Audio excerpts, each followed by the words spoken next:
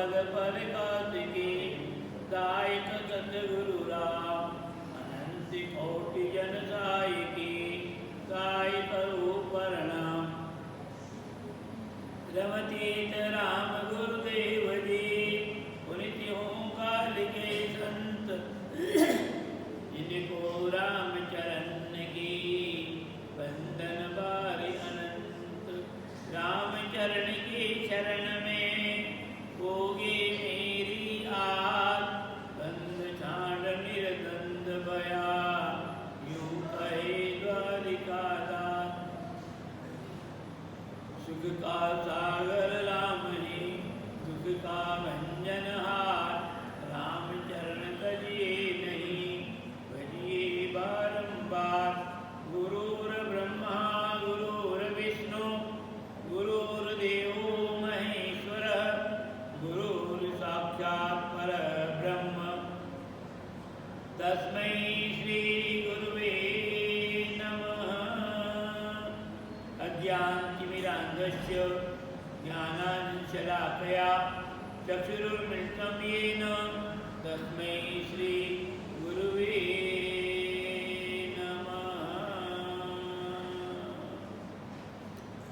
रामो राजमणि सदा विजयते रामं रमेशं भजे रामेणाभियता निशाचरचमु रामाय तस्मै नमः।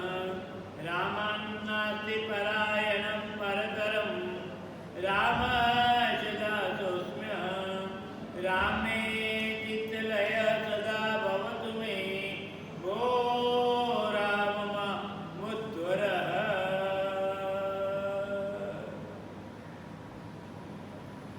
लोकाभिरामं रणरङ्गधीरं राजेव नेत्रं रघुवंशनाथं कारुण्यरूपं करुणाकरन्तं श्रीरामचन्द्रं शरणं प्रपद्ये।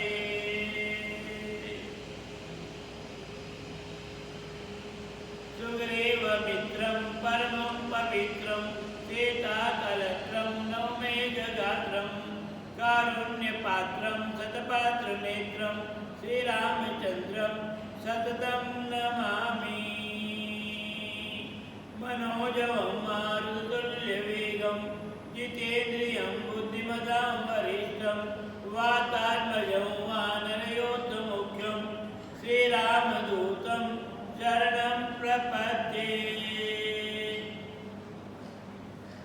नारायणं नमस्कृत्यं नरं चैव नरोत्तमं देवीं सरस्वतीं व्यासं ततो जयमुदीरयेत्।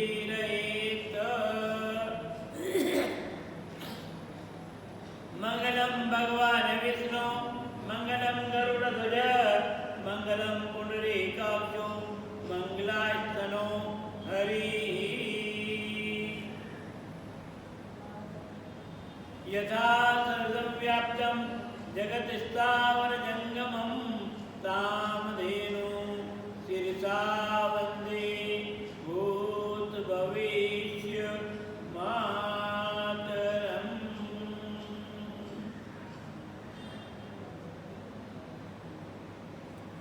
अखिल कोटि ब्रह्मांडाधिनायक पार ब्रह्म राम परमात्मा के श्री चरणों में अनंत बार कोटिशः प्रणाम निवेदन करता हूँ।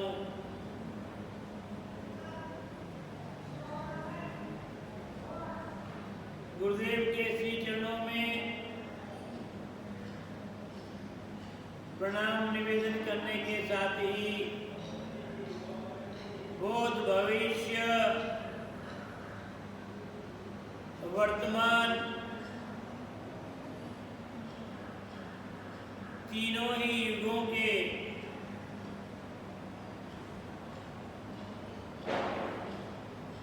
राम भजन परायण महापुरुषों के श्री चरणों में अनंत बार बारंबार प्रणाम निवेदन करता हूँ। उपस्थित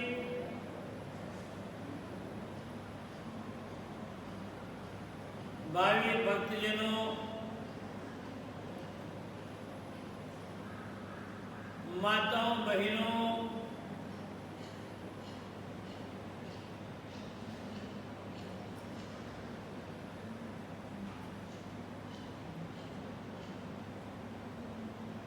चातुर्मासीय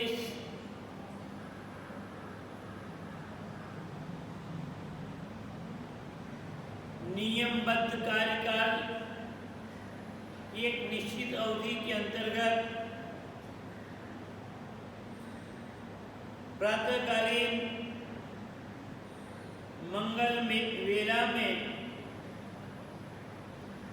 मंगल प्रदाता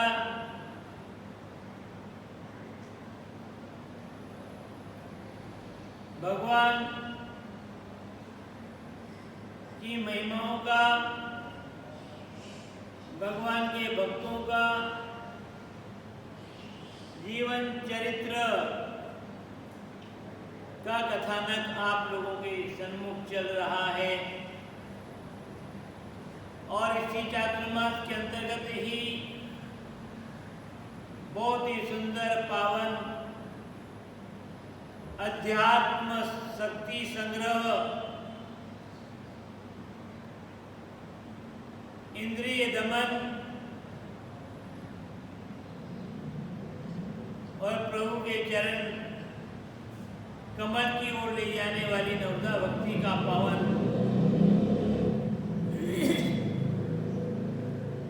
प्रसंग चल रहा है। पूर्व में श्रवण भक्ति,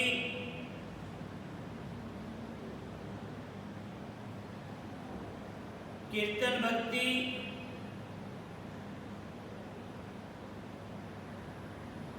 और फिर सुमरण भक्ति, स्मरण,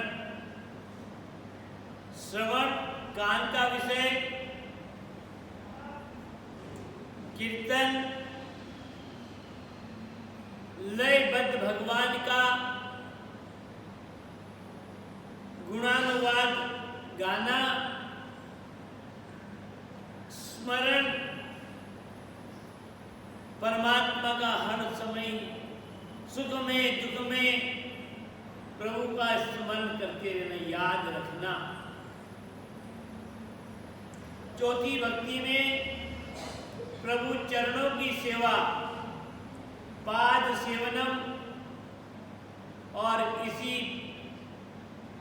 चरणों की सेवा में स्वामी जी महाराज रामचंद्र जी महाराज ने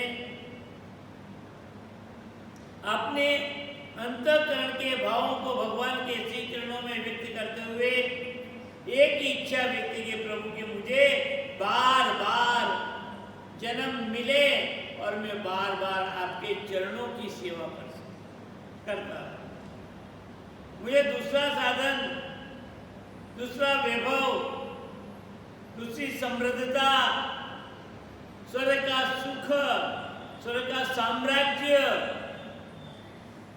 आदि जितनी भी चीजें हैं पुण्य के प्रभाव से प्राप्त होती है, वो कुछ नहीं चाहिए। मुझे तो केवल आपके चरणों की सेवा मिले, चरण रज प्राप्त होता रहे, चरणों तक के द्वारा मेरे जीवन का गुजारा चले और कुछ नहीं। चरणों की सेवा में अनेक भक्तों के नाम आते हैं और जो बड़ा व्यक्ति कार्य करता है, महाजनों येन गते पंथ, जो बड़ा व्यक्ति कार्य करता है उसके पीछे हर व्यक्ति लग जाता है। शांताकारम भुजग शयनम पद्मनाभम सुरेशम विश्वाधारम गगन सदृशम मेघवर्णम लक्ष्मीकांतम कमल नयनम योग वीर ध्यान गम्यम वंदे विष्णु भवभयहरम वंदे विष्णु भवभयहरम सर्वलोकैकनाथम। भगवान विष्णु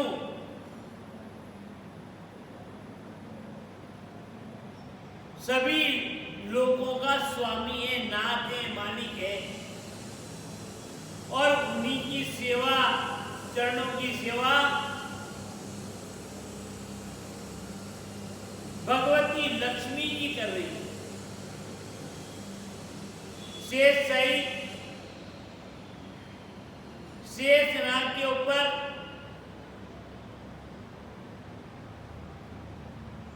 भगवान विष्णु शयनस्थ है, चरणों में लक्ष्मी जी बैठी है। भाइयों, कितना ही भी हाथ में यदि कोई महिला अपने शरीर में कितना ही श्रृंगार कर ले, कितने हाथों में पांव में कितने दिव्य आभूषण को पहन ले, पर यदि उसने अपने स्वामी की सेवा नहीं की, अपने पति की सेवा नहीं की, उनकी आज्ञा में नहीं रही, तो उनके आभूषण का कोई महत्व नहीं। उसी प्रकार से लक्ष्मी भगवान नारायण जो शेष के ऊपर शयनस्थ हैं और चरणों में बैठ करके अपने हाथों की शोभा चरण दबाते हुए कर रही है। लक्ष्मी की चाहना सभी करते हैं। हर व्यक्ति कहता है कि लक्ष्मी जी मेरे पास आए, मेरे पास आए, मेरे पास आए, पर लक्ष्मी कहती है कि संसार के प्राणियों, तुम कैसी बातें करती हो, मेरे को तो बुलाना चाहते हो, मेरे को घर में रखना चाहते हो, और मेरे स्वामी की उपेक्षा करते हो। मेरे मालिक जिसके अनेक रूप रूपाय विष्णुवे प्रभु विष्णुवे के रूप में जो प्रसिद्ध है, जाने जाते हैं,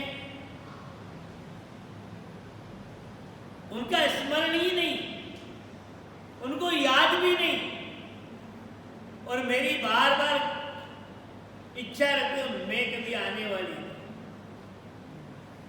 हाँ, यदि उनको बुला लिया नारायण को, तो नारायण के पीछे अपने आप में पति के पीछे पत्नी चलती है।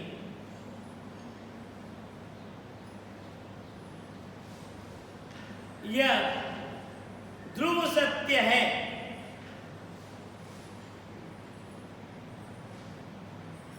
कि हर समय पत्नी अपने पति के पीछे, आगे नहीं। तो यदि तुम मुझे चाहते हो तो पहले नारायण को पुकारो। तो भाइयों,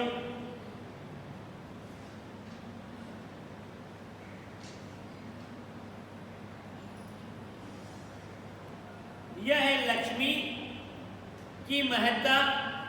और वैसे भी देखा जाए व्यवहार पक्ष में, तो हम किसी भी व्यक्ति, चाहे कोई भी हो, कितने बड़ा विद्वान हो, कितने ज्ञानी हो, कितने गुणी हो, कितने सुंदरतम चेहरा हो उसका, कामदेव को मोहने वाला, और कितने मधुर मधुर शब्दों से हर व्यक्ति को अपनी ओर खींचने वाला हो, आकर्षित करने वाला हो, तो भी उसको देख करके हम कभी उसके चेहरे पर दो नहीं देते। दो देते हैं, नमस्कार करते हैं, तो उसके पांव को नमस्कार करें। और जब पांव को नमस्कार करेंगे ना, तो दीर्घायु भव, कल्याण वस्तु, तुम्हारा भला हो, तुम्हारी प्रसन्नता हो, कितनी कीर्ति हो। और ये आशीर्वाद कब मिलता है कि जब व्यक्ति उनके पांव को धोगे और ये सिर के लगा दे तो आशीर्वाद मिलेगा क्या? कभी आशीर्वाद नहीं। चरणों की सेवा,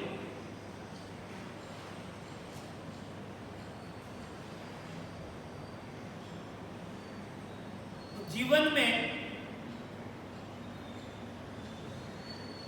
चरणों की सेवा अति महत्वपूर्ण भक्ति के रूप में। तो यह पहले लक्ष्मी है भगवान विष्णु की सेवा करने में, और अनेक उदाहरण संसार में दिए हैं। दूसरी है कि किसी अपराध के कारण, किसी गलती के कारण पति ने अपने पत्नी को श्राप दे दिया,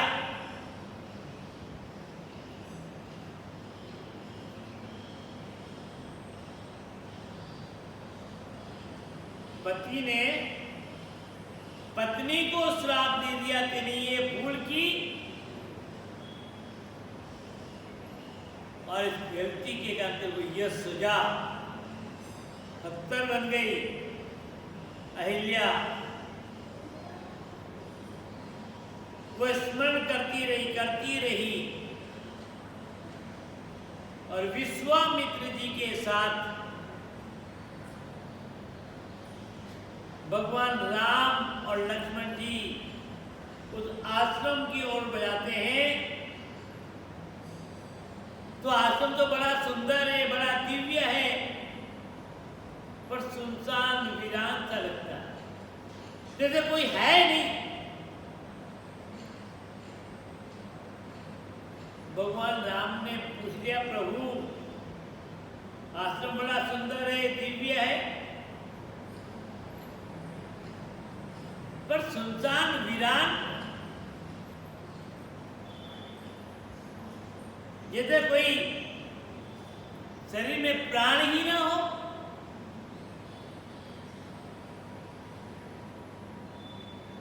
विश्वामित्र एक पत्थर के पास में ले जाते हैं।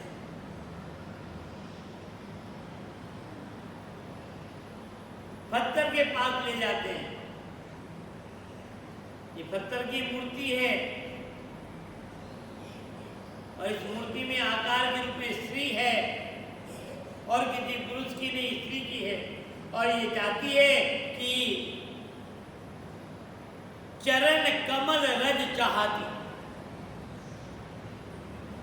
राम वर्षों से अपने द्वारा किए गए अपराध को प्रायश्चित करती करती एक ही इच्छा रहती है कि आपके चरणों की रज मिल जाए, चरणों का स्पर्श मिल जाए। इसके द्वारा किया गया अपराध दोष समाप्त हो जाए। आप कृपा करें।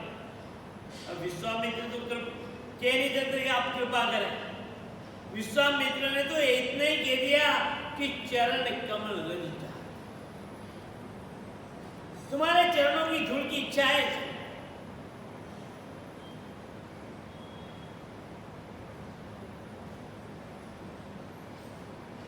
और भगवान राम ने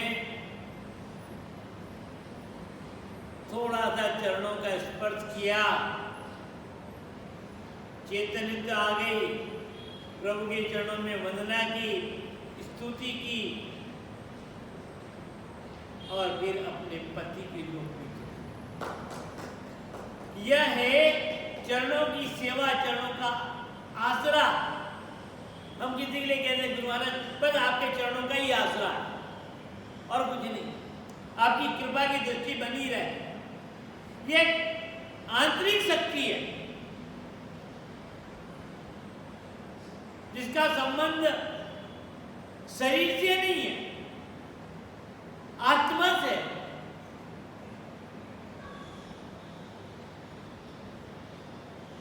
भाइयों, और तीसरा एक उदाहरण बहुत सुंदर है, रामायण का ही। हम किसी के भी पांव की तरफ देखेंगे तो हमारे नेत्र शुद्ध हो जाएंगे, पवित्र हो जाएंगे, निर्मल हो जाएंगे। और किसी के मुख की ओर देखेंगे तो हो सकता है उसके मुख को देख करके आपके मन में कभी विकृति आ जाए, कोई दोष आ जाए, कोई कमी आ जाए, कोई अंतःकरण में दबी हुई वासनाएं वो एकदम जागृत हो जाए, अंतःकरण में बैठी हुई वासना चेहरा देख करके जागृत हो जाए। ऐसे एक नहीं अनेक उदाहरण है। रूप पर रीझ जाते हैं। भागवत में एक कथा आती है भाइयों,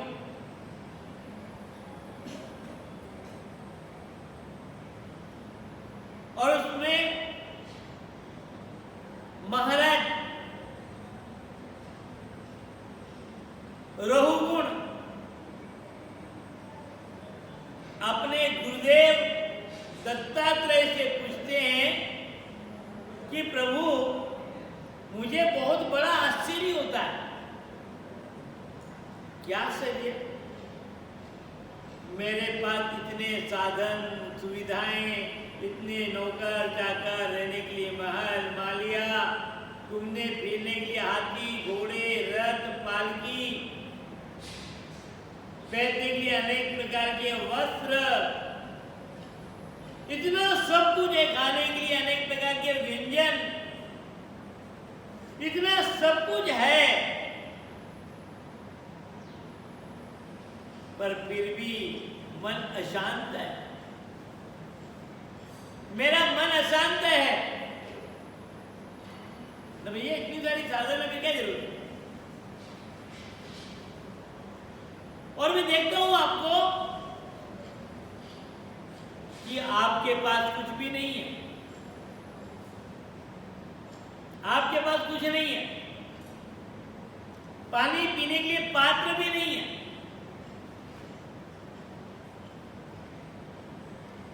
एक जोड़ी एक्स्ट्रा कपड़े भी नहीं है आप पर,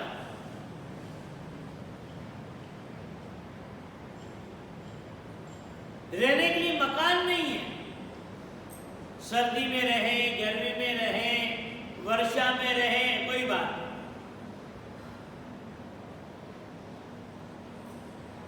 भोजन के लिए कोई सही अन्न की कोठी नहीं, भंडार नहीं। फिर भी आप इतने प्रसन्न हैं और हमारे पास में कोई कमी नहीं, फिर भी हम प्रसन्न नहीं, खुश नहीं, आंतरिक विषाद चल रहा है और आपके पास कुछ भी तो नहीं है, फिर भी आप प्रसन्न हैं। तो ऐसा क्या? गुरु महाराज ने कहा, दत्तात्रेय भगवान कहते, राजन, जो तेरे पास में है वो मेरे पास नहीं है, जो तेरे पास में है वो मेरे पास नहीं है, और जो मेरे पास में है वो तेरे पास में नहीं है। दुख का मूल कारण तो यह है, मेरे पास ऐसी चीज है, मेरे पास ऐसी वस्तु है जो तेरे पास में सब कुछ है तो ये फीकी लगती है, इनका कोई महत्व नहीं है। क्या? तेरे पास में गुरु का ज्ञान नहीं है,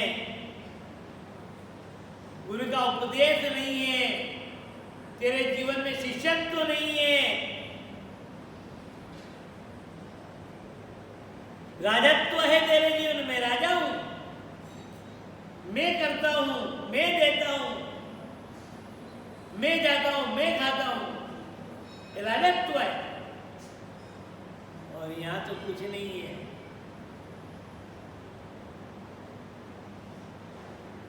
प्रकृति के साथ जीवन का बैठा रहा है और कुछ नहीं।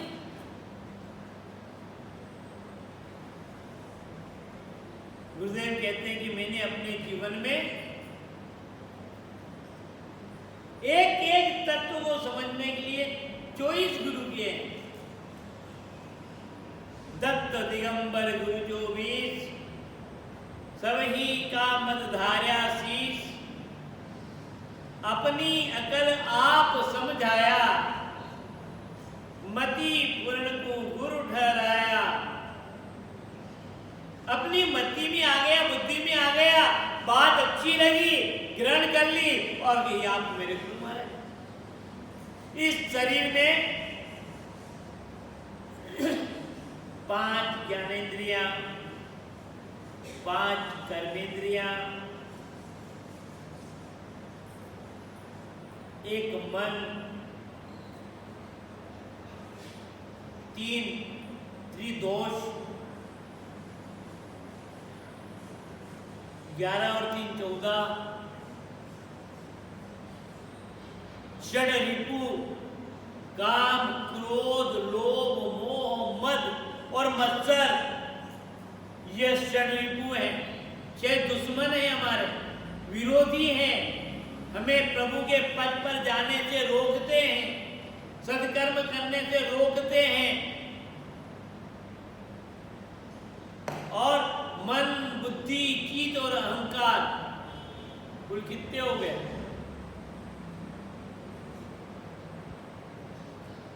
नहीं जाए कितने हो गए? हिसाब तो रखते आपसे बात कर, कहाँ हो गए? 6 के दो वकील साहब। 11 तो मैंने पहले ही बता दिया था। 5 इंद्रियां, ज्ञानेंद्रियां, 5 कर्मेंद्रियां, मन, है ना? और फिर 3 गुण, रजोगुण, तमोगुण, सतोगुण, कितने हो गए? 14 हो गए। और 6 रिपु दुश्मन, काम, क्रोध, लोभ, मोह, मद और मत्सर, कितने हो गए? 20 हो गए ना? और फिर एक बाहरी मन, सच्चा मन, और एक निज मन। मन, बुद्धि, चित्त, अहंकार, मन किए वो 2 बार आए। इंद्रियों के साथ मन जो ले जाता है और निज मन रोकता। अब कोई बात कहते हैं ना और उसको विश्वास नहीं होता, पूछते हैं क्यों? सच्चे मन से कह रहे हो? इसका मतलब मन की गति 2 है।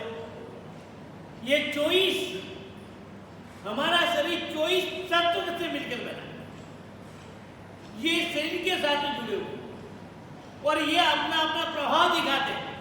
एक एक तत्व को समझने के लिए, आत्मज्ञान के लिए महाराज दत्तात्रेय कहते हैं कि मैंने एक तत्व को एक गुरु के माध्यम से,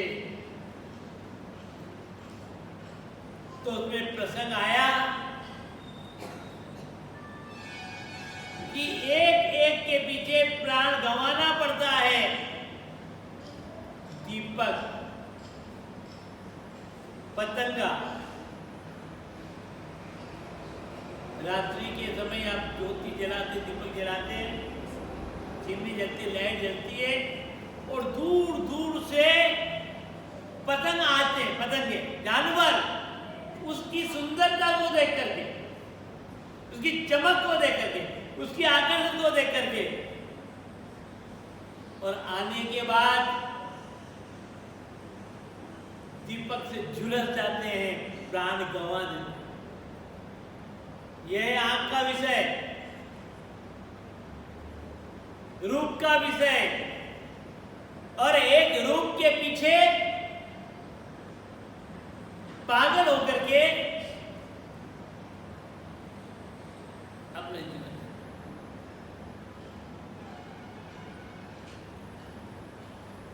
नष्ट हो जाए। तो सुंदरता के पीछे कितने ही व्यक्तियों ने अपने जीवन को असमय में ही नष्ट कर दिया।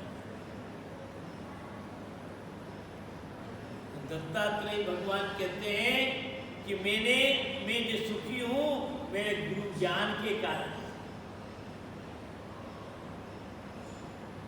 कहीं ऐसी स्थिति आती ज्ञान ग्रहण कर लेता हूं, मति पूर्ण को गुरु ठहराया, अपने आप अंतःकरण में चीज देखी और अच्छी लगी स्वीकार कर ली, बुरी लगी शरीर में बुरी निकाल दी। ये अपने को ऐसे काम नहीं करना, इधर जीवन बर्बाद हो जाएगा। अच्छी चीजें ग्रहण कर लो और बुरी निकाल दो।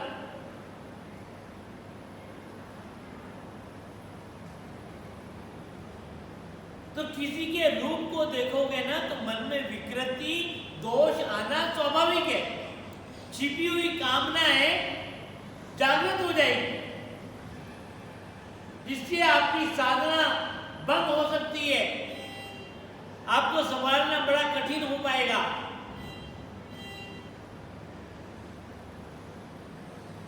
पर यदि आपने किसी व्यक्ति के शरीर के पांव को देखा, चरणों को देखा, पांव की तरफ देखोगे तो हर समय आपके मन में अच्छे विचार, कामनाएं नष्ट होगी। जिस समय भगवान राम सीता की खोज करते हुए ऋषिमुख पर्वत पर पहुंचे और ऋषिमुख पर्वत पर पहुंचे तो सीता का विलाप आकाश मार्ग से रावण को हरण करके ले जा रहा था और रास्ते में सीता जी ने अपने शरीर के कुछ आभूषण उतार दिए ताकि इसके माध्यम से तलाश करते करते आ जाए कि कहाँ हूं। सुग्रीव ने उन आभूषणों को प्रभु राम के सामने यहाँ एक स्त्री विलाप करते हुए आकाश मार्ग में दक्षिण की ओर जा रही, उसने एक गिराया, राम ने तो पहचान लिया कि सीता की आभूषण, पर लक्ष्मण से कहा लक्ष्मण भैया जरा देखो तो, इनको देखो, ये कान के हैं, ये हाथ के हैं, ये गले के हैं, इन आभूषणों को देखो। लक्ष्मण ने कहा भाई साहब क्षमा करें, मैंने माता जी के या भाभी जी के केवल चरणों के नुपुर को जानता हूं मैं, बाकी और कुछ देखा ही नहीं। कानों में कौन से कर्ण फूलते मुझे मालूम नहीं, हाथ में कौन सा कंगन था मुझे मालूम नहीं। मैं तो रोज उनके चरणों में नमस्कार करता था सुबह शाम को, और वो चरण दिखते थे मेरे को, तो वहां का आभूषण जो पांव का आभूषण है उसको पहचानता हुई हूं।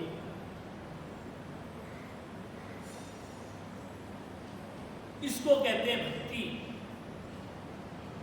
हम तो किसी को देख कर कहते हैं कि कैसे कपड़े पहने के इसने, उन कपड़ों के वेशभूषा की कोई कमी या विशेषता बता देंगे, ये फूल यहाँ लगा, ये यहाँ लगा, यहाँ लगा, यहाँ होता कितना अच्छा लगता, ये ऐसा होता। तो कहाँ है भक्ति? क्या देख रहे हो आप? तो लक्ष्मण चरणों की सेवा था, लक्ष्मी चरणों की सेवा, और एक महान भक्त जिसे केवट कहते हैं, धीवर, भगवान राम का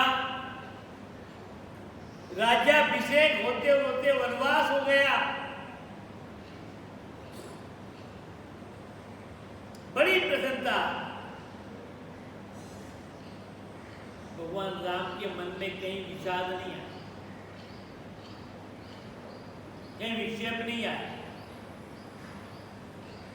स्थित प्रज्ञ थे वो। राज्य दे तो क्या है और राज्य से बाहर निकाल दे तो क्या है, राज्य दे तो क्या और राज्य से बाहर निकाल दे तो क्या है। हमें तो आज्ञा का पालन करना है, करिष्ये वचनम तव, अर्जुन कहता कि मैंने आपके ज्ञान को सुना,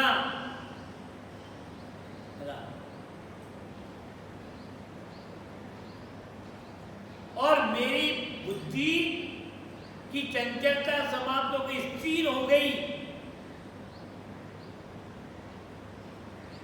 बुद्धि की चंचलता समाप्त, स्थिर हो गई, और अब मैंने यह दृढ़ निश्चय कर लिया है प्रभु कि मैं वही करूंगा जो आप कहेंगे, जो आप कहेंगे वही करूंगा।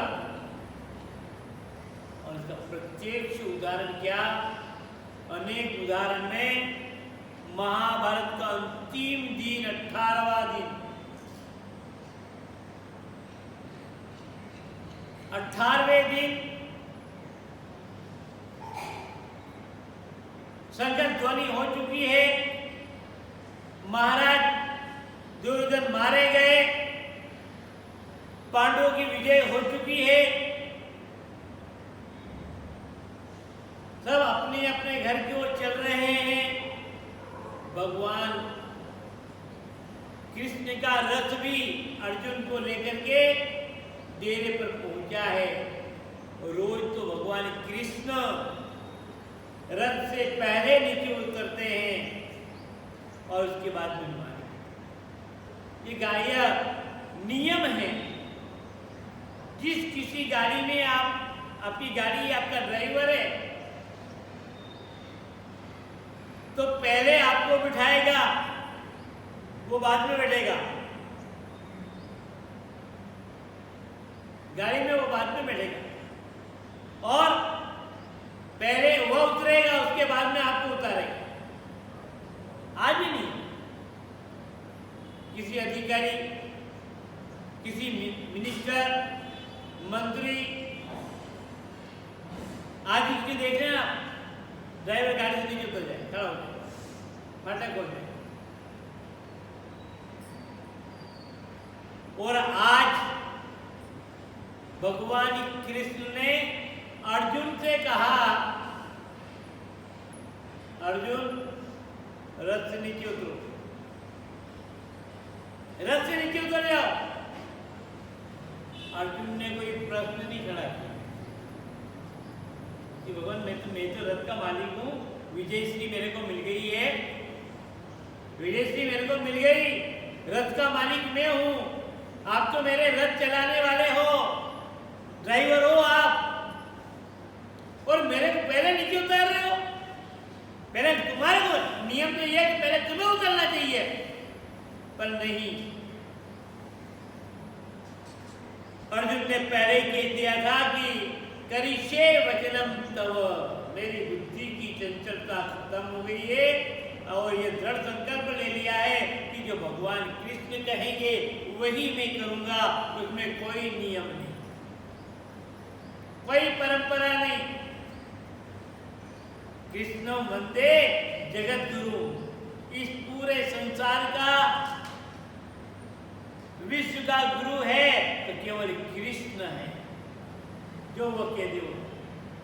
मंत्र मूलम गुरु वाक्य, सदगुरु को एको शब्द, मन कोई लेवे मान, तो सज होते सतदा, मुश्किल सुआसान। बहुत कहने में बहुत सरल है भाइयों, बोलने में बहुत सरल है, सुनने में और सरल है, पर बुद्धि को स्थिर रखना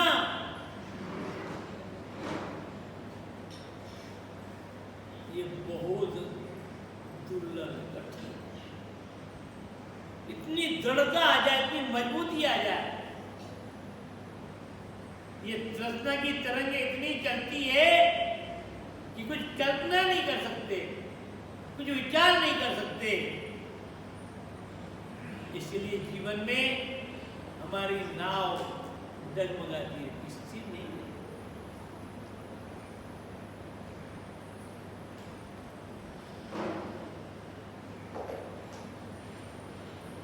भाइयों, अर्जुन ने बिना कोई विशेष संवाद किए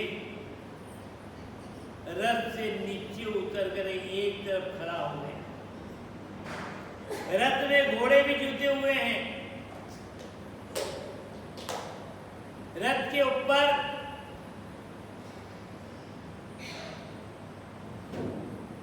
झंडे पर हनुमान जी विराजमान ध्वज में।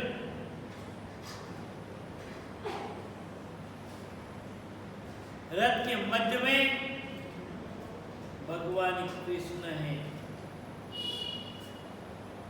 और जैसे ही हनुमान जी ध्वज से हटे, अर्जुन नीचे उतरा,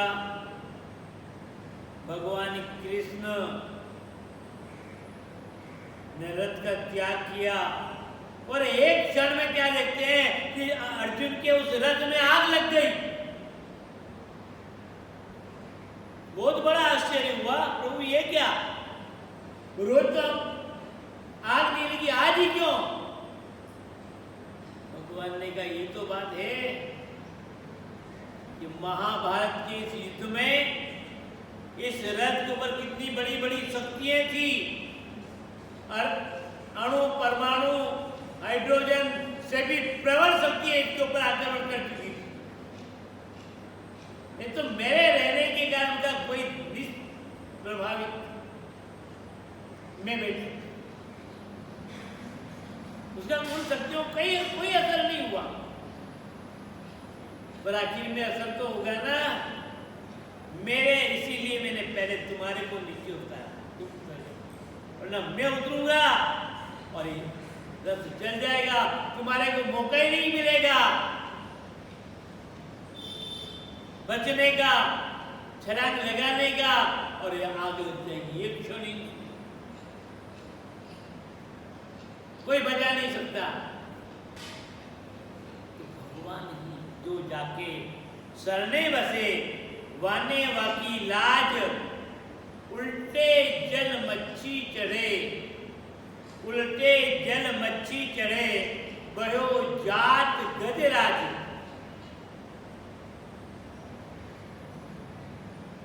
देखते ही देखते धूम धूम करते हुए रथ अग्नि में भस्म हो गया। अर्जुन की रक्षा, चरणों में प्रणाम। यह है चरणों की भक्ति आज्ञा। केवट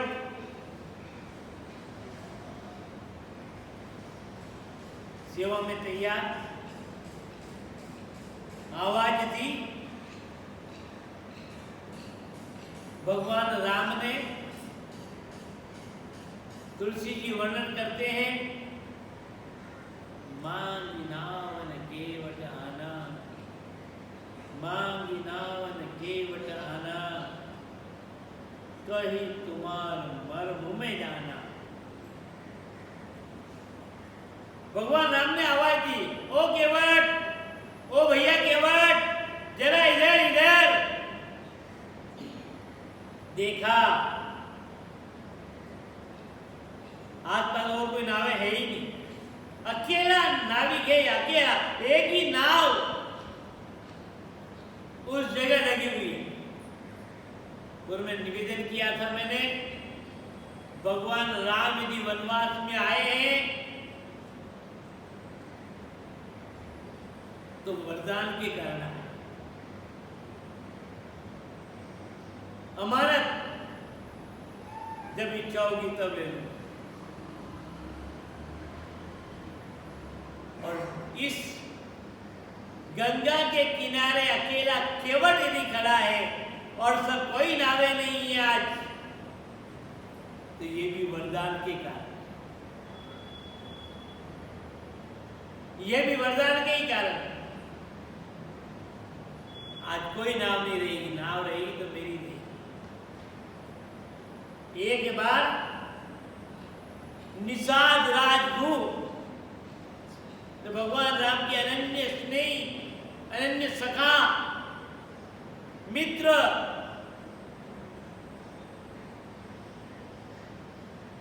तो मुसीबत में फंस गए, संकट में फंस गए।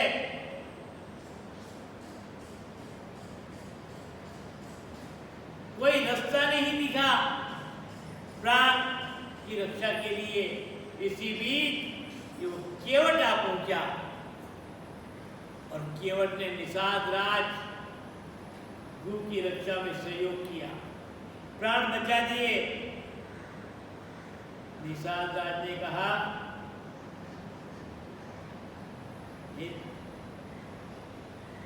केवट भैया, ये धीवर, कोई चीज मांग लो, कोई वरदान मांग लो।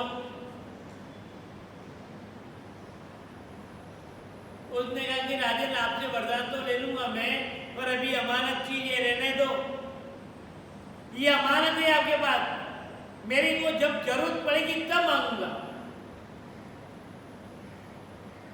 बचत है यार, अभी मांग लूंगा तो खर्च हो जाए, क्या फायदा,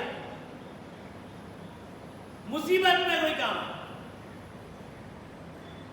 ठीक। और जब सुना कि तमसा के किनारे से भगवान राम गंगा के किनारे आ गए,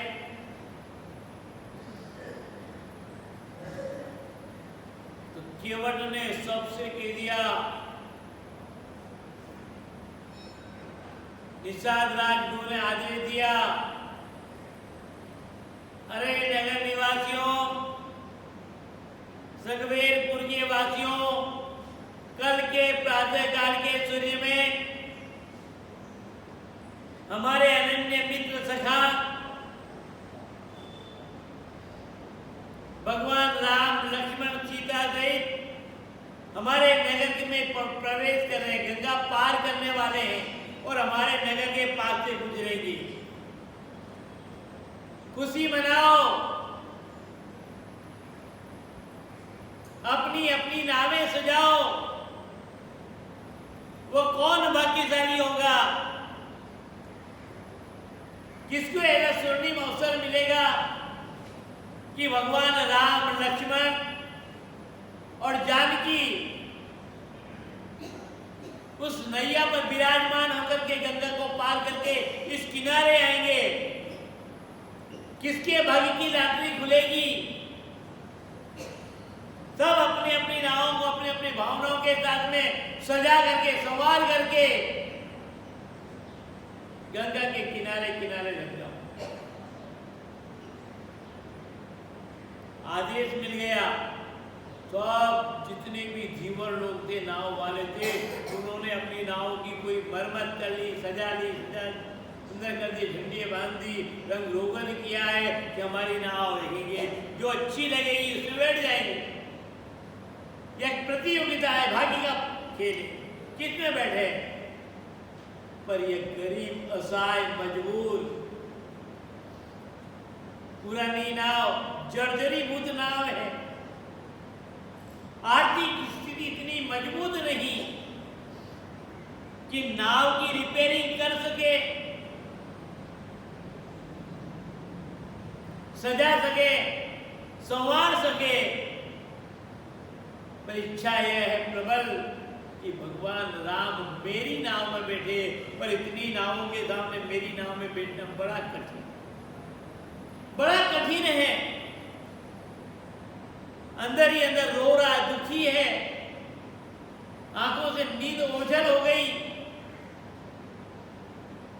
पत्नी को भी दुख हुआ, शाम को भोजन नहीं किया।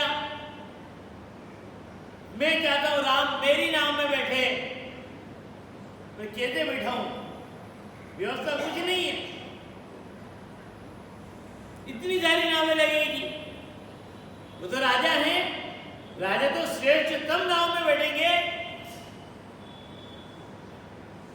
इसी बीच केवट की पत्नी ने आकर के कहा, क्यों उदास हो रही हो, क्यों चिंता कर रहे हो? ये अरे उसमें चिंता करने कहाँ जरूरत, क्यों? अरे एक बार आपने निषाद राजगुरु के प्राण बचाए थे और निषाद राजगुरु ने एक आपको वरदान ये लिखा था। आज मौका है, वरदान मांग लो, वो वरदान राम की सेवा में काम आएगा। वो हमारा किस कार्य की है? जीवन भर की कमाई आपने की और मौके पर प्रभु की सेवा ना आए, महात्मा की सेवा में न आए, संतों की सेवा में नहीं आए, जनता जनार्दन की सेवा में ना आए, तो क्या काम का हुआ संग्रह? आपने वरदान का संग्रह किया है ना?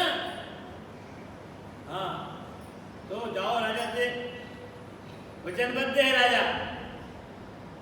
रात्रि को 12-1 बजे राजमहलों में निषाद राज के यहाँ पर घंटी बजाई, चौकीदार को उठाए। क्या बात है? अरे खुशी मनाओ, बहुत जरूरी काम है, बहुत जरूरी काम। निषाद राज से मिलना जरूरी है।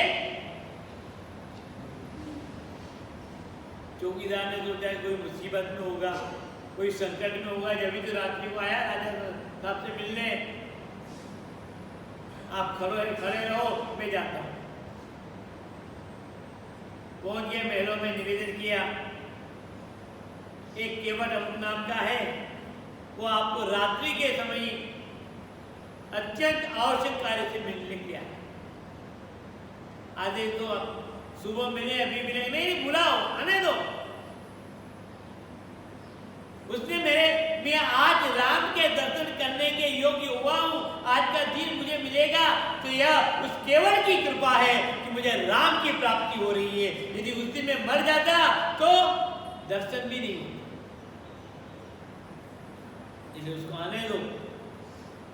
प्रणाम किया, अभिवादन किया। बोलो खुशी में क्या खुशी? प्रभु आ रहे हैं, दर्शन लाभ मिलेगा, सेवा लाभ मिलेगा। हाँ प्रभु, मेरा एक निवेदन है। क्या? कोई एहसान नहीं हुई। निवेदन यह है कि मैंने आपके पास में एक अमानत रखी है। उस अमानत के धरोहर के रूप में मुझे आप ये वरदान दें कि कल के सूर्य में नाव लगेगी घाट के ऊपर तो केवल मेरी लगेगी, बाकी किसी की नहीं लगेगी। यही चाहिए। यह आदेश राजा की आज्ञा तो सबको माननी पड़ेगी, मेरी बात तो कोई नहीं माने। अब वचन में दब गया। निषाद क्या कहे? शाम के समय तो आदेश दिया, नावें सजाओ, और रात्रि को 12 बजे बाद इंडोरी पिटवा दी गई। कल राम आ रहे हैं, पर कल गंगा के किनारे किसी भी व्यक्ति की नाव घाट पर नहीं लगी, किसी की नहीं लगी। इतने जल्दी बदल गए राजा साहब। पर क्या कहें, प्रजातंत्र नहीं था, राजतंत्र। राजा के विरोध में कोई नहीं बोल सकता, जो करे जो सही है, क्योंकि राजा ईश्वर का रूप माना है।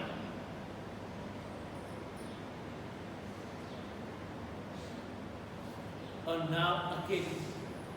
राम ने आवाज दी, नावें है ही नहीं है, लगता है और कहीं गई होगी।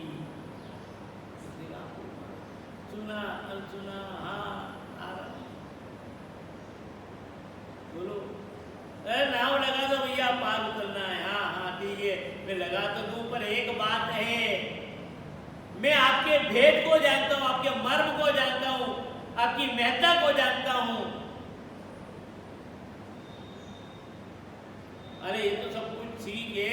लक्ष्मण ने कहा कि ऐसी गुप्त बात, दुखती नस कैसे दबा दी इन्होंने, ये इसको कैसे पता?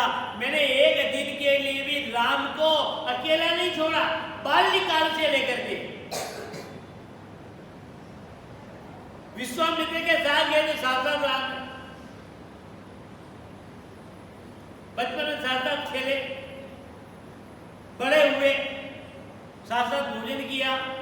और यह जंगल में रहने वाला ये राम के भेद को कैसे जानता? तुलसी जी वर्णन करते हैं, मांगी नावन केवट आना, कहीं तुम्हार मर्म में जाना। आपका भेद क्या, आप कौन है, आपकी महिमा क्या है, आपका रहस्य क्या है, आ जाओ। कोई चिंता नहीं उसकी। क्यों कि और ऐसा तो है ही नहीं कि और किसी की नाव में बैठ जाएंगे। पास में लगेगी नाव, बोलो तो जाना है, हाँ ठीक है, जाना है तो मेरी नाव है, तो मैं आपसे बोला यहाँ थोड़ी सी दूर आगे है ना, कमर तक पानी है, बहाव भी नहीं है, कमर तक पानी है और बहाव भी नहीं है। आप चाहें तो वहां पर मैं आगे आगे हो जाऊंगा और आप पीछे पीछे तीनों जने आ जाना। नाव में बैठने का जरूर नहीं, नाव में बैठना हमारे को, नाव में बैठना तो मेरी शर्त है। क्या शर्त है महाराज? मैंने सुना है कि आपके पांव का स्पर्श करने से छुअत शिला भई नारी सुहाई, पान तेन काट कटिनाई, तर न्यू मुनि घर नी होई जाई, बाट परे मोरी नाव उड़ाई, यही प्रतिपालऊ सब परिवारू, नहीं जानऊ कछु और गवारू। महाराज आप मेरी नाव में बैठो तो बड़ी मुसीबत हो जाएगी। मैंने सुना कि आपके नाव में आपके पांव का स्पर्श करने से पत्थर भी स्त्री बन जाती है, पत्थर भी स्त्री बन जाती है, मैंने सुना है। तो आपके पांव में तो जादू है, जादू। मेरी छोटी सी नाव तोरे जादू भर पाँव मोए, डरे लगे राम कैसे बिठाऊं तुझे नाव में। मेरी छोटी सी है नाव तोरे जादू भर पाँव, मुझे डरे लगे राम कैसे बिठाऊं। आपके पाँव में कुछ जादू है, रहस्य है, बहुत डर लगता है। तर न्यू मुनि घर नहीं हो जाई, और बाट परे मोरी नाव उड़ाई। आपके पांव के उस स्पर्श करने से ये तरणीय नाव किसी की पत्नी बन जाएगी, मुनि की पत्नी बन जाएगी। और मान लो ये पत्नी मुनि की भी ना बने और मेरे घर में ही रहे तो मुसीबत दो हो जाएगी। पहले ये घर में मान लो ये मुनि की नहीं बने तो कि मैं राव इनकी इन्हीं की बनूंगी तो भी मुसीबत। तर न्यू मुनि घर नहीं हुई जाई, और बाट भरे मुरी नाव, रस्ते चलते मेरी नाव उड़ जाएगी। बिना नाव के और नई नाव खरीद नहीं सकता, इतना गरीब हूं। और पालने के लिए मेरा सहारा ये नाव ही है, यही प्रतिपालू सब परिवारू, पूरे परिवार का लालन पालन पोषण करने के लिए ये मेरी नाव ही मेरी खेती है, नाव ही मेरा व्यापार है, नाव ही मेरा व्यवसाय है। इसके माध्यम से मैं लोगों को इधर से उधर, उधर से इधर ले जाता हूँ और अपना परिवार का और अपना गुजारा करता हूँ। प्रभु बहुत अनर्थ हो जाएगा इसलिए प्रभु आपको भैया और ये बात तुम्हारी सुन ली तो हाँ महाराज मुझे डर लगता है, पर शर्त है कि मुझे डर है इस बात का। कर न्यू मुनि घर नहीं हुई जाई, बाट परे हुई नाव उड़ाई, यही प्रतिपालो सब परिवारू, नहीं जानो कछु और। जो प्रभु पार अवसिगा चाहू, हे प्रभु यदि आप मेरी नाव पार उतरना चाहते हो तो मेरी शर्त है, और वो क्या है कि मुझे आपके पांव धोने दो।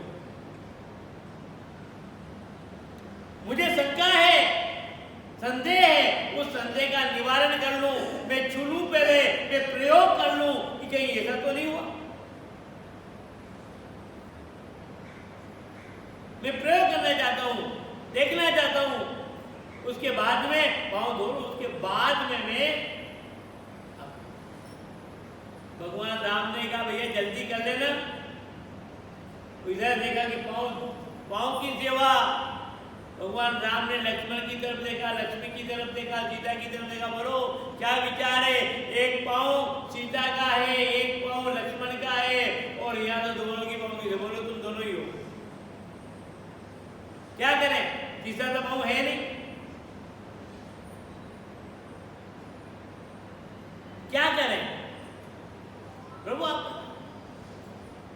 विचार किया जो भी कह करने दो ना, देख लो फिर आपस में पाँव की सेवा में तुम दोनों लड़ते हो, झगड़ा करते हो, ये दोनों का बंटवारा हो गया। अब सीधा पाँव का क्या करे, अब ये दोनों पाँव पकड़ के धोएगा। धोने का मामला आया तो ठीक है, भगवान राम ने कहा मैं नदी में खड़ा हो जाता हूँ, तुम धो लो। नहीं नहीं नहीं नहीं, ऐसा नहीं। क्या? नहीं नहीं, मैं नहीं धोता, मैं गंगा में नहीं धोता, क्योंकि मैं जानता हूं, मर्म जानता हूं कि जिन चरणन से गंगा निकली, शंकर जटा चढ़ाई, भज मन राम चरण सुखदाई। हे प्रभु, आपने वह वामन से विराट बने, एक चरण ब्रह्मलोक में चला गया, और ब्रह्मलोक में जाने के साथ ही ब्रह्मा जी ने आपके चरण को धो लिया, और चरणों तक जो है अपने कमंडल में रख लिया, और उसी कमंडल के जल से ये गंगा निकली है। जिन चरणन से गंगा निकली, शंकर शीश चढ़ाई, और ये वही जल है, वही गंगा है। तो मैं ऐसी गलती करने वाला नहीं हूं कि आपके पांव पहले एक बार जिस पानी से धो दिया गया, उसी पानी से मैं धोऊं। ये दुनिया करती रही गलती, मैं नहीं करता। मैं बड़े अबोध जरूर हूं, निरक्षर जरूर हूं, शास्त्रीय अपराध मैं नहीं करता हूं। भाइयों, हमारे द्वारा जान में अनजान में कितने ही शास्त्रीय अपराध हो जाते हैं, और कोई कहे तो सुनते ही नहीं, ध्यान नहीं। तो क्या हो गया, कर लिया तो अरे हुआ तो कुछ नहीं भैया, पर प्रायश्चित तो करना पड़ेगा ना, भुगतना तो पड़ेगा। व्यक्ति का पद, व्यक्ति की प्रतिष्ठा, व्यक्ति के द्वारा दिया गया धन,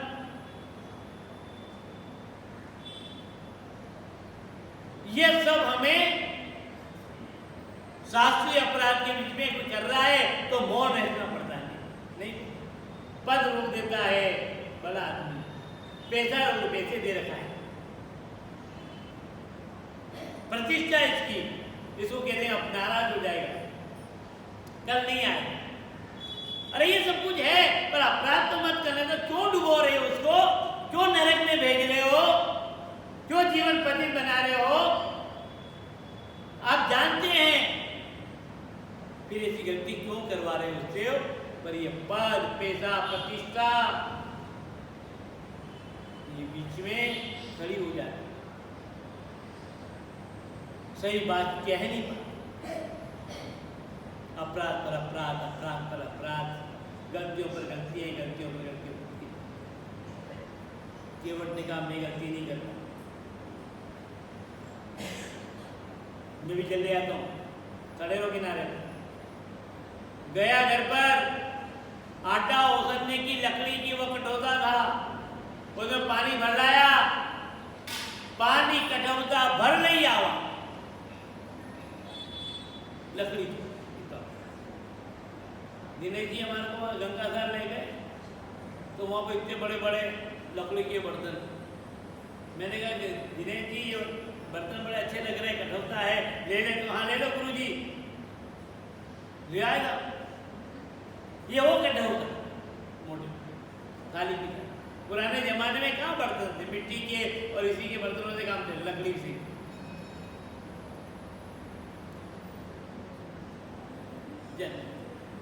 जल भर के लाया, गंगा जी का जल काम में नहीं किया। यह है शास्त्रीय अपराध से बचने का तरीका। एक बार जल चरण धुल गए जिस जल से, उसको दोबारा धोने के काम में नहीं, पवित्रतम है।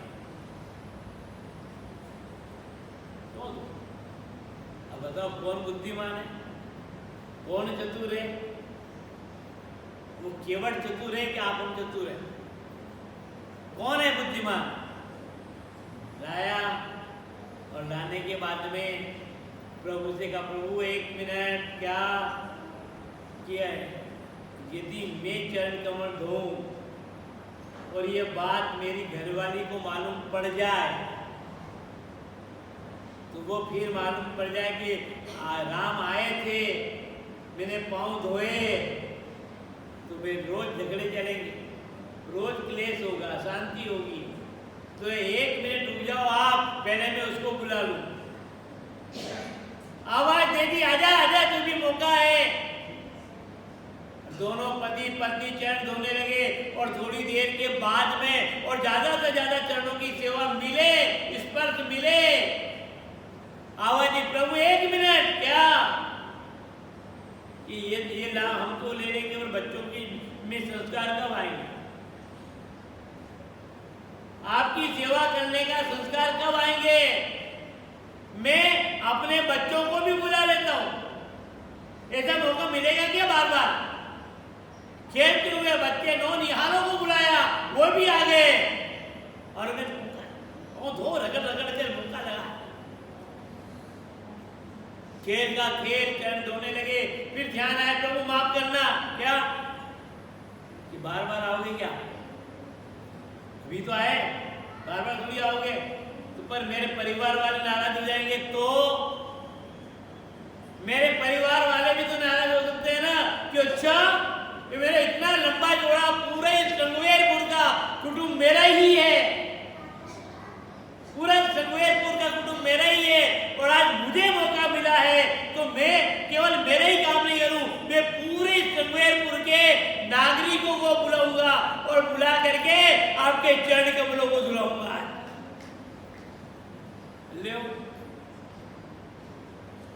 मेरा तो ऐसा नहीं आप और एकदम सभी परिवार के जितने भी दूर दराज के जितने भी थे संगवेरपुर के नागरिक वो दृश्य देख रहे थे। आवाज, अरे आओ देख के, अरे मौका है, तुम भी धो लो। सब संगवेरपुर के नर नारी सब आ गए और भगवान के चरण कमल धोने का मौका मिला। ऐसा मौका तो जीवन में नहीं मिलता। यदि हम पहले अपना ही स्वार्थ सोचते थे, पर ये तो परम परोपकारी है और सब बड़े प्रेम से चरण कमल धोए, आंखों में से अश्रुधारा निकल पड़ी, रोने लगा मन ही मन और एक तरफ देखता जा रहा है, अधिकार से वो चरण धो रहा है, एक तरफ पुरानी बात। जीव का स्वभाव भाई, जीव का स्वभाव है, बदलता नहीं है, चाहे कितने उच्च बन जाए, पर जीव का स्वभाव जाका पड़ा स्वभाव जाति जीव सु। ये जीव का स्वभाव, वो पुरानी बात याद आ गई कि जब मैं कछुए के रूप में था और भगवान क्षीर सागर में शयनस्थ थे, मैंने सोचा कि भगवान के रूप राशि का दर्शन कर लूं, मुखार मिल के दर्शन करूं। छत्र छाया के रूप में शेषनाग थे, मैं दर्शन करने के लिए गया कछुए के रूप में, तो शेषनाग ने हुक्कार लगाई, कहां से आ गया तू? चल हट कछुआ, जलचर प्राणी, तो मुझे भगा दिया, दर्शन नहीं करने दिए। आज शेष के अवतार लक्ष्मण जी देख लो, आज मेरा दाव है, उस समय आपका दाव चला था और आज मेरा दाव है। ये जीव का स्वभाव। और फिर लक्ष्मी जी साथ में, सीता साथ में, सीता जी को संकेत किया कि माता जी मैं उद्दीन करो। शेष ने तो बुखार मिल के दर्शन नहीं करने दिए, पर मेरी इच्छा थी मैं चरण छू लूं, आपने भी हाथ में झटक दिया, आपने भी बाद में आने नहीं दिया। चल चरणों की सेवा का अधिकार तो मेरा है और झटक दिया। अब देख लो, अब बंदा सेवा कर रहा है और तुम खड़े खड़ी देख रही हो। मौका है, ये अवसर है भाइयों। क्या बोलते हैं? लक्ष्मण कुछ नहीं बोल पाए, पर पुरानी बात की याद दिला दी संकेत में। सीता जी कुछ नहीं कह पाई, पर यहाँ पर पुरानी बात याद गई कि किसी व्यक्ति की भावना पर हम अपने जीवन में कुठाराघात करेंगे तो हमारे जीवन में भी ऐसी बाधाएं खड़ी हो जाएगी कि वह व्यक्ति सब काम कर लेगा और हम मूक दर्शक बनकर खड़े खड़े देखते रह पाएंगे, उसके सेवा को देखते रह कुछ नहीं बोल पाएंगे। यहाँ सीता जी और लक्ष्मण जी कुछ नहीं, ये पाद चरणों की सेवा का, तो चरणों की सेवा में बड़ा आनंद है, बड़ा रहस्य। केवट का प्रसंग तो बड़ा मार्मिक है। समय का सम्मान करते हुए मैं इस प्रसंग को यहीं पर विराम देना चाहूँगा। कल भक्ति के इस योग में अर्चन भक्ति आएगी, किस प्रकार से प्रभु का अर्चन करना है, अर्चन का स्वरूप क्या है, आदि के रूप में कल चर्चा करेंगे। इसके साथ ही वाणी को विराम, धीरे धीरे समय पूर्णावधि की ओर जा रहा है। 3 महीने तक का एक लंबी अवधि का अध्यात्म शिविर था और इस अध्यात्म शिविर में आप सभी लोगों ने तन से, मन से, धन से योगदान दिया, अपने जीवन को कृत्य किया। उसके साथ ही और भी कुछ पूर्णावधि का समय है, अर्थात अखंड रामायण पाठ 7:30 और 8 के बीच में रामायण की नित्य नैमित्तिक रूप से पूर्णावधि की आरती, उसमें भी भाग लीजिएगा। फिर दशहरा के दिन महाआरती होगी 9, 9:30 बजे, 9 दिन की संपूर्ण। तो हम नहीं आ पाए तो भी उस दिन जरूर समय निकालें। साथ ही 3 महीने तक आपने समय का आहुति दी, श्रम की आहुति दी, सेवा की आहुति दी, तन की दी, मन की दी, धन की दी। पर फिर एकादशी और एकादशी के साथ ही उसी दिन यज्ञ हवन, जितने भी इस कार्यक्रम में दृश्य अदृश्य रूप से 33 करोड़ देवी देवताओं का आगमन, उन सभी को आहार यज्ञ के माध्यम से देवता लोग किसी भी चीज को ग्रहण करते हैं तो निमित्त बनाते हैं। जिस प्रकार से हमारे शरीर का निमित्त मुख है, कोई भी चीज खाएंगे तो किस में डालेंगे आप? कान में, आंख में, किस में डालेंगे? मुख में डालेंगे और मुख के माध्यम से पेट में, मुंह में कुछ भी नहीं रहेगा और वह सब पेट में और पूरे शरीर को शक्ति मिल जाएगी। मस्तिष्क की शक्ति मस्तिष्क को मिलेगी, कान की सुनने की क्षमता कान को मिलेगी, देखने की क्षमता आंख को मिलेगी, चलने की क्षमता पांव को मिलेगी, करने की क्षमता हाथ को मिलेगी। तो ये सब अग्नि मुख के माध्यम से। तो 33 करोड़ देवी देवताओं का आह्वान अग्नि के माध्यम से, अर्थात यज्ञ के माध्यम से 33 करोड़ देवी देवताओं को भोजन कराया जाएगा यज्ञ के माध्यम। उसमें से हर व्यक्ति को अपने घर का योगदान साकल्य के रूप में, धूप के रूप में, घृत के रूप में, उपस्थिति के रूप में, साधन नहीं है तो कोई बात नहीं, तन से, मन से, धन से, सेवा से। आप ये नहीं सोचें कि सब बड़े बड़े वाले बेचते पैसे वाले अपना काम होता है, या तो पैसे भी बोल दिए, अपनी इतनी ताकत नहीं, ऐसा कुछ नहीं है। एक निमित्त है मर्यादा की, सभी को तो संभव नहीं, पर आप साकल्य तो सभी ला सकते हैं ना, थोड़ा थोड़ा थोड़ा जो ला सकते हैं, तिल ला सकते हैं, घृत ला सकते हैं, शक्कर ला सकते हैं। पर हाँ, जितना भी साकल्य आएगा, हवन सामग्री का इतना मेरा निवेदन है कि बाजार में पैकेट मिलते हैं हवन के, आप जितने रुपए का पैकेट लाए उसकी बनिस्बत वो सामान पैसे। यहाँ बिल्कुल एक एक चीज वनस्पति के रूप में, औषधि के रूप में बाजार से मंगाई जाएगी, उनको शुद्ध किया जाएगा। उस हवन सामग्री में तो पता नहीं कितने प्रकार की चीजें अशुद्ध है कि गलत है कि सब मिला दी जाती। चंदन है नहीं, कोयले मिला देंगे, थोड़ी खुशबू डाल देंगे।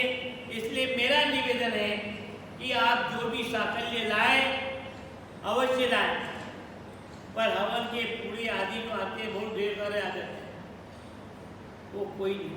वो जितने पैसे का हवन का पूरा लाने की इच्छा रखते हैं उतने पैसे नहीं।